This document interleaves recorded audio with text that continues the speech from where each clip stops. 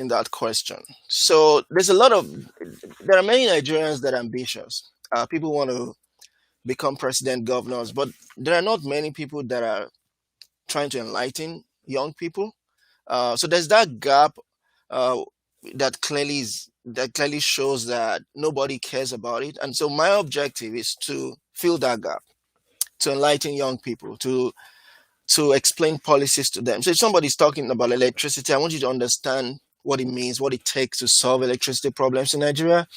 Uh, I want you to understand if you have a future political ambition. I want you to understand how to prepare for that. I want you to understand that it's possible, but it takes a while. I want young people to understand that it's not about talking; it's about coming out to vote on election day. And I tell people that it's not about finding the perfect candidate. You don't want to wait until that perfect candidate emerges before you start voting. Sometimes you just vote for the less evil or for the better candidate. Just to practice that art of consistently voting and hoping that in the next couple of years or decades, the perfect candidate will come on board. As a matter of fact, you're not going to find the perfect candidate.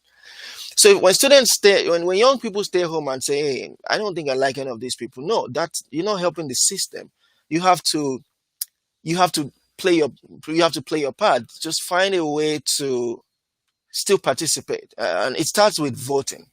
So that's why I say our vision is to enlighten, organize, and influence 20 million first-time voters by 2027. And first-time voters are people that have never voted before. So if you've never voted before, I'll say you're the first type of you're the ideal person that I'm trying to talk to. Don't wait until that perfect person emerges. Start practicing the art of voting. Because when politicians realize that people are turning out to vote, you know, then they know that. Can you hear me now? Are you back? Yes, I can. Yes, I can. I decided to just go ahead to answer a question. So I just say, I just try to, so I'm saying that if you wait for what I was saying was that young people should not wait for perfect candidates to emerge before they start voting. The first thing Okay. is be ready to vote.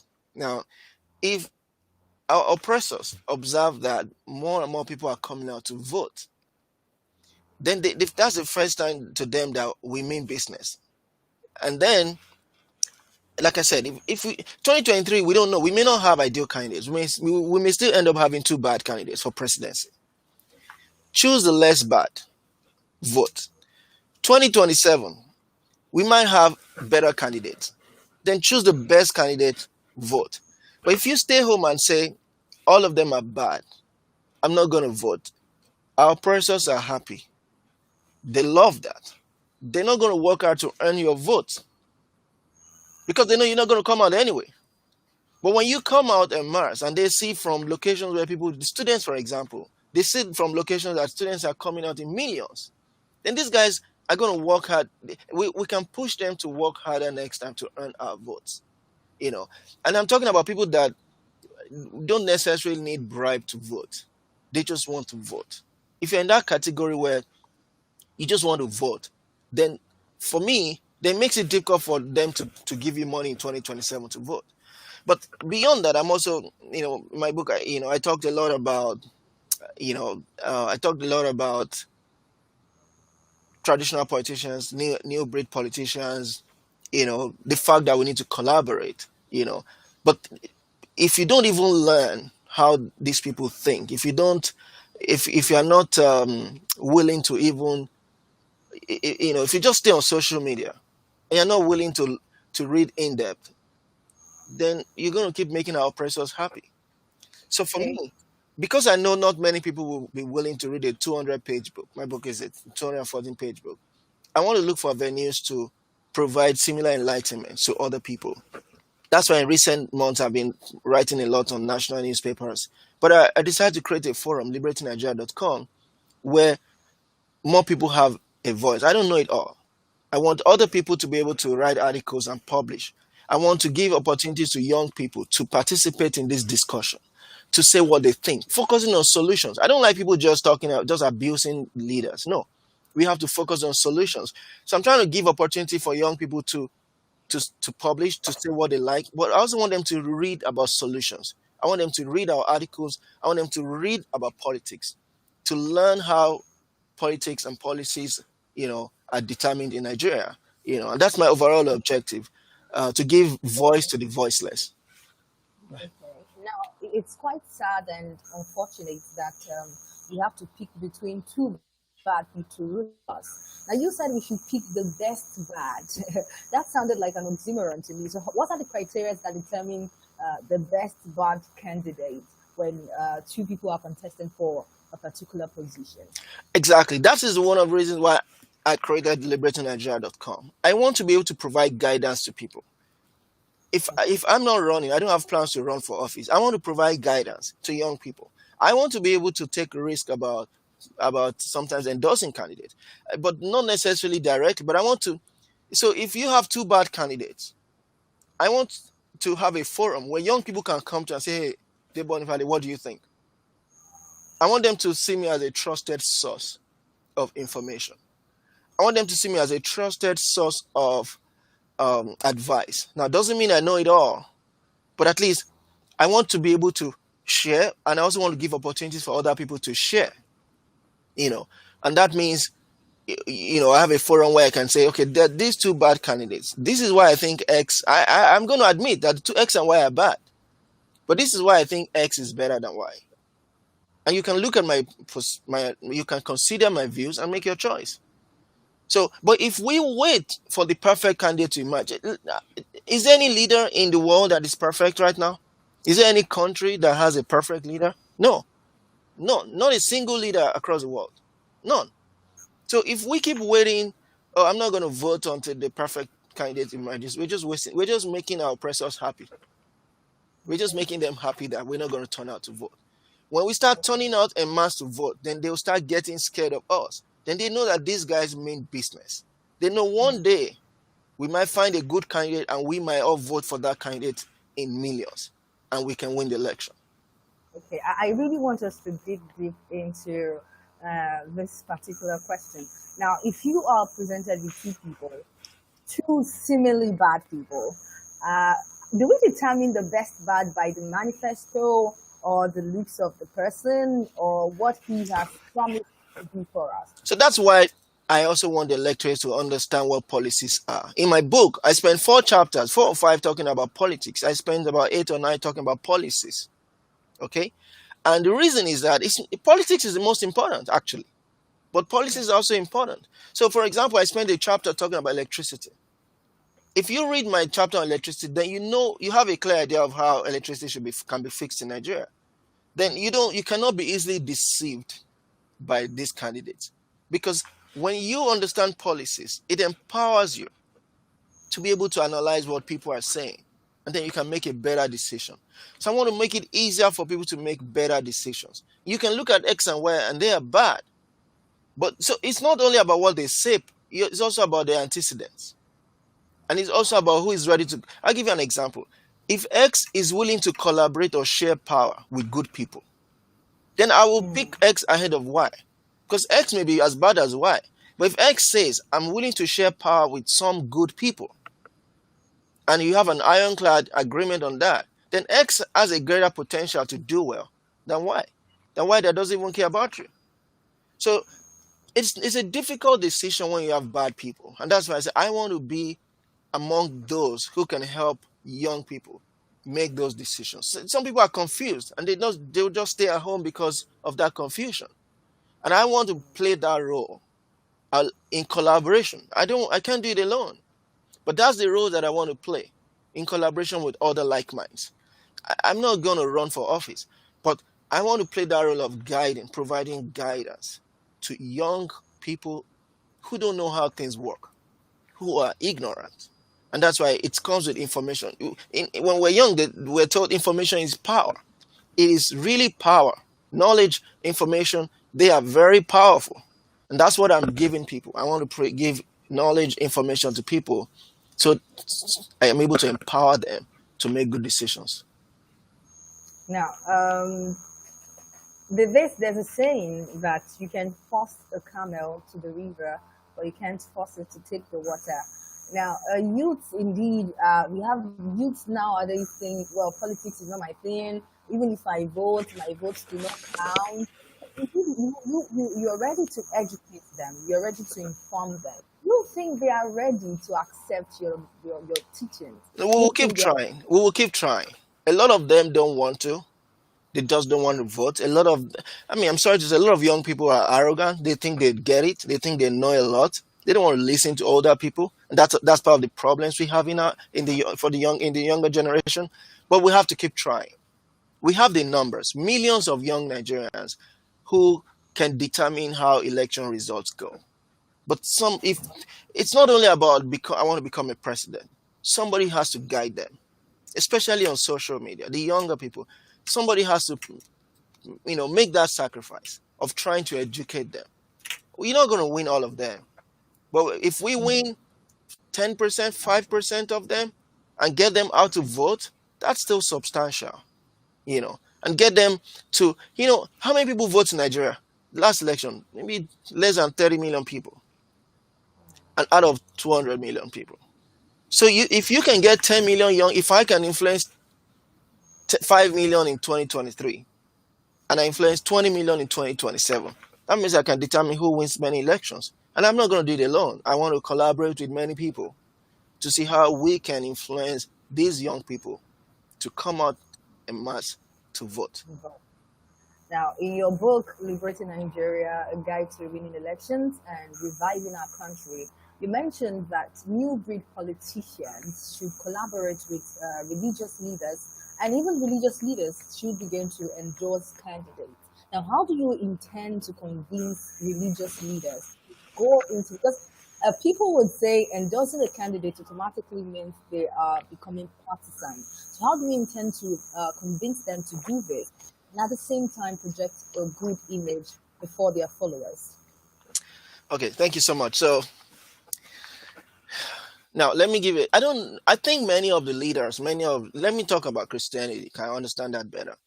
Many pastors are scared of making mistakes, of endorsing and the person messing up, and some of them are scared of losing church members. They think that if they endorse, some church members will leave.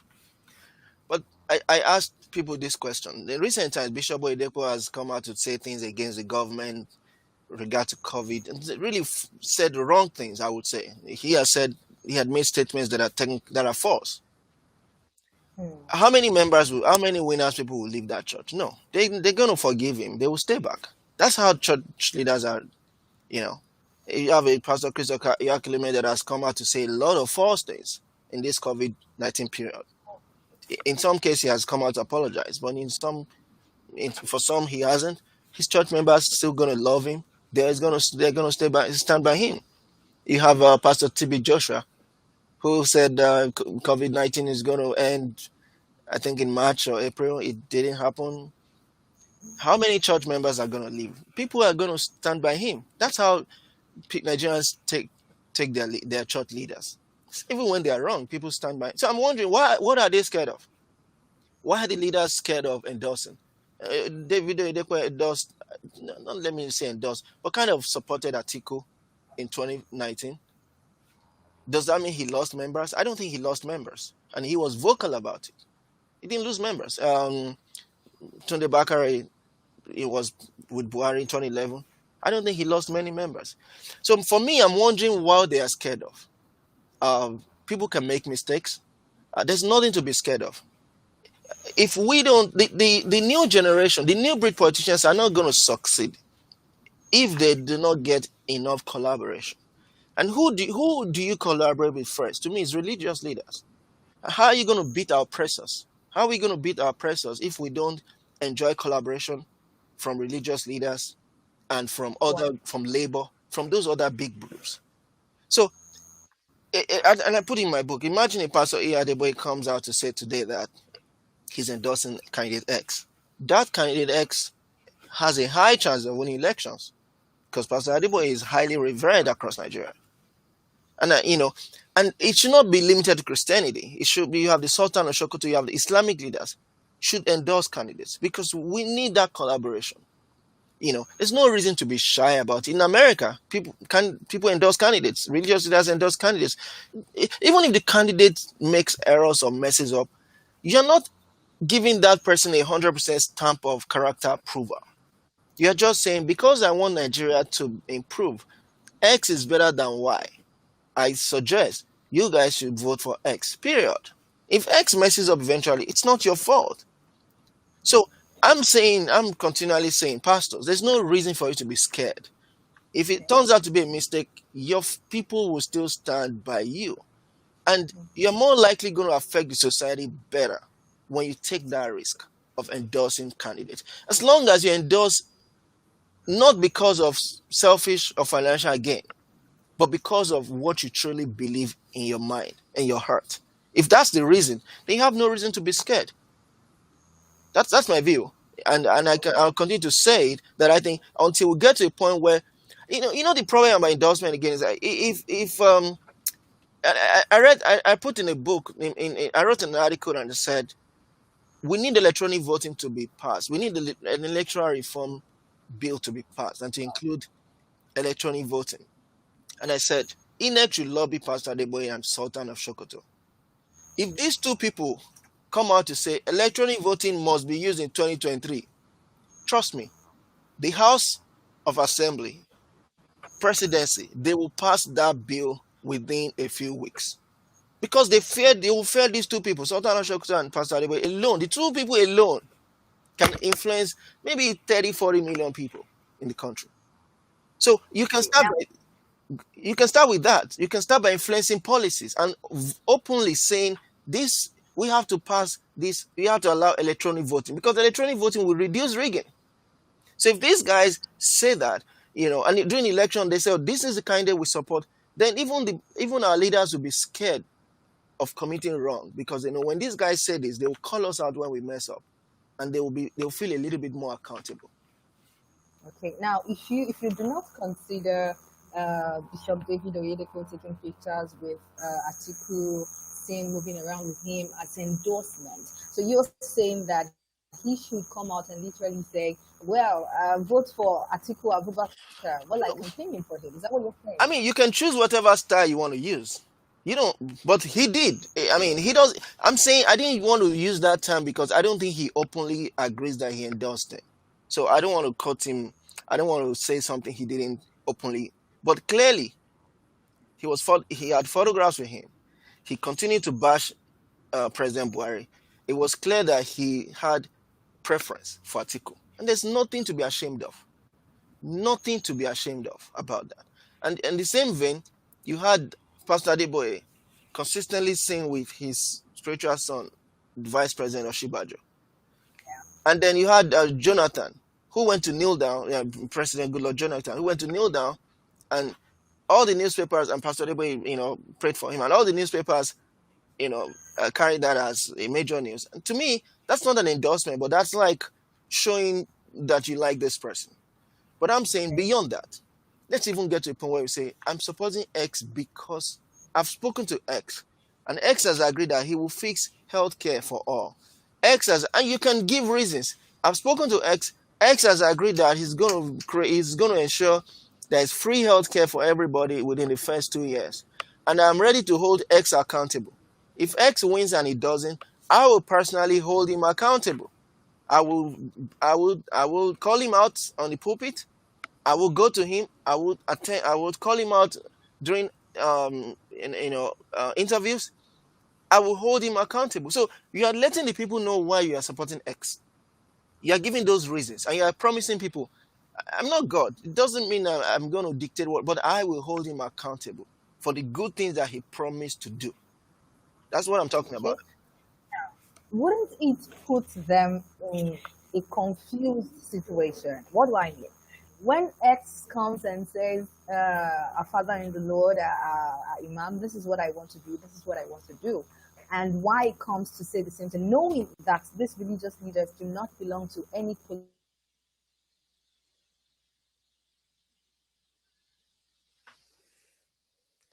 Okay, so I'm losing you again, but I can see a question from an audience. Hello. So I see a question from an audience saying, Is your suggestion of religious leaders' involvement because of the level of society maturity or a convenience of numbers?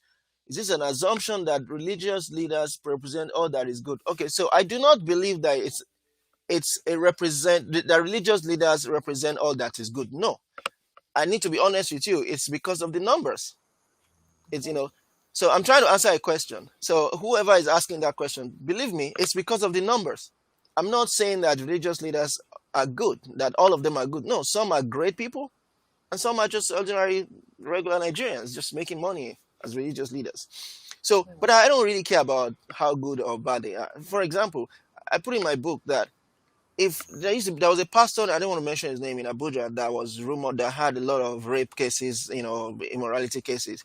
If that guy can influence 5 million people, if I was going to run politics, I'm ready to go to that guy. I don't care about his cases. As a Christian, I'm disappointed in him. I don't support him in any way. But when it comes to politics, you follow the numbers. So I'm ready to go to that Abuja pastor and say, yeah, it's numbers. So there's no reason for me to deny that. Politics is a numbers game. So if you have a pastor that can influence 20 million people, you need to go to that pastor and get endorsement from him. It's a numbers game. I'm not saying they are perfect people. No, some of them are great, very great people, very close to God. Some of them are just regular people. So it's a numbers game. Now, in your book, you talked. Go ahead. You talked a lot about power blocks and godfathers, and you mentioned that they are very influential people. Godfathers are influential people, and power blocks are also very influential people. What's the difference? Is there a clear difference between them? And is the influential rate different at all? So power blocks, Labour, for example. Labour in Nigeria can represent a major power block. They're not playing that role well, but I emphasize, I dream about a scenario where Labour will start playing massive power block role. That's a power block. Religion too. Redeem can be a power block. Redeem is so big, or Catholics can be a power block. Religious groups, not groups can be power blocks and say, hey, in America you have evangelicals, they are power blocks. You have Labour, they are power blocks. But you also have, so NURTW, they are power blocks, So you have those power blocks, you need them to win election. So you have some of the candidates who were in Nigeria, they were busy doing these meetings, talking to 200 people, town hall meetings. And town hall meetings don't work in Nigeria. You have to negotiate with power blocks. Now, godfathers. Of these people. Say that again. Like godfathers, power blocks, who the groups that these people belong to. Yeah, exactly, because they have influence on millions. And then godfathers are like individuals who are also very influential, sometimes as influential as power blocks. Okay. Yeah. Okay. So let's talk about the state coming elections now. This is someone who would consider a new big politician, like you described in your book. I mean, Governor Godwin Obaseki. And he's about to lose his chance of getting a second term because he had a fallout with his godfather. What do you have to say about it? So some people say that. So before I say that, I just have another question. I'm happy that we're saying questions now. Somebody said the problem in our society is that these religious leaders can be bought, and the bad candidates usually have more money, and they will buy it. That's a very good question. That's what I'm saying. That the reason I mention names, I don't believe Pastor Adeboye can be bought. That's my personal opinion. That's why I mention names. I don't believe he can be bought. He's just being quiet because he's trying to be careful, and it's okay. But I'm appealing, sir. He needs to say something. He's highly respected by a lot of people, and there's no reason for him to be scared. People will continue to love him no matter what he says. That's me. I don't think he can be bought. That's my view. You understand? That's how good you think he is. He said, yeah, I don't think he can be bought. There are many pastors that cannot be bought. Pastor Tunde Bakare cannot be bought. Period. I know Pastor Tunde Bakare very well. He cannot be bought. Doesn't mean they are perfect people. Some people cannot be bought. Plain and simple. But the people, are you saying that Pastor W.F. Kumi can be bought? He cannot be bought. Period. So some people cannot be bought. And I'm saying those people need to take that risk. They need to take that risk and endorse candidates because we need them. The new breed politicians cannot do it by themselves. How do you face these oppressors when you cannot even get the church or mosque behind you? Because these oppressors are so powerful. But when you begin to get the church behind you, then we can begin to match the oppressors, people for people. We may not have the money, but we have the numbers. Now, that's why I said, but not everybody. Some people can be bought. That's true. So it's not that I'm expecting them to be perfect. For those that can be bought, and good luck to them. So that's my answer. Now let's talk about the election. So Yeah. in my book, I talked about something that if you have a godfather, if you get opportunity for a godfather, don't hesitate to take it. I'm not one of those people that will say, oh, godfatherism is evil. All over the world, there are people that are powerful and they play the role of godfathers all over the world. They don't use that term. Sometimes it's corporate, sometimes it's individuals, even in America, Britain, everywhere. However, what I say is, when you get to power, you must use power you must prioritize people over godfathers. You must use power to deliver goods to people and help the poor. That has to be higher priority for you than godfather. I'm not saying you do not compensate. Problems between the candidates and the godfather. So Because when godfather helps you to get the election, to win the election, and then you get there, you start working against his will. no, I'm not saying you should work against. You must be ready to negotiate. If he wants 1 billion, negotiate. Oh, sir, we'll give you this contract as long as you do it perfectly. I'm not saying you should just forget the guy. No, that's not what I'm saying. You do right, but you can compensate your godfather. But you're not going to give him everything that he wants. Period. He's not going to get everything that he wants. But I'm not saying you should not give him anything. If he wants commissioners, give him a few commissioners. I'm not in the business of telling lies. I said in my book, I want to be straightforward and tell people the truth. You will have to compensate the godfather. But it's true that you will not have to give him all he wants. However, you must put people first. Now, and I'll give you an example. When the last governor of Lagos, Ambode, lost second term, people were saying, oh, it's Bola Tinubu, and I studied it very well. I talked to people, and I realized that he himself did not endear himself to party people. Politics is politics. Even if you have to say no politely to a godfather, you need to have people behind you. So you can have people that will beg, that can negotiate with the godfather. Oh, sir, he's not giving you, but he's doing X, Y, Z. He's not doing ABC, but he's doing. So you need people on your side to be able to negotiate effectively with godfathers. Now we're aware that Babatunde Fashola had problems with his godfather, but when he was able to negotiate successfully to get a second term. So it's not about. I don't think the godfather got everything he wanted. So let's talk about Edo election. I think this governor, I think he will end up losing. I think that there's nothing wrong in falling out with your godfather, but you don't do it. You have to do it the right way. I don't support you coming on TV, blasting, saying, I don't generally like combative style. I believe in negotiations. There's no reason to combat and say, I'm going to deal with you. I'll show you I'm the governor. No reason to do that.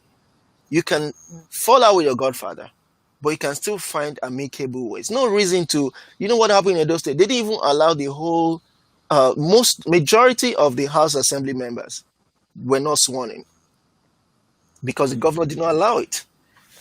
There's no reason to do that. It's important. You can fall out. Again, you can fall out with your godfather. But I believe it's better to negotiate, to find amicable ways of falling out. So that the people, you continue to focus on the people and you do your best to the best of your ability to make your godfather happy. That's what I believe. And if you look at, many people in some I lost you again, in some that have held some big positions in Nigeria. Even look at the vice president in Nigeria. The vice president today got the position because he was recommended by Godfather. But he has, and you, I don't know if they're falling out, but he's been able to manage the relationship very well. So, like I said in one of my Rice interviews, in my Rice interview, ultimately, the new breed politicians have to work with third force, a new political party. But until the third force emerges, some good people still need to work with APC and PDP, and some of them will have to ride on Godfathers to win elections. And when they win, they have to put people first.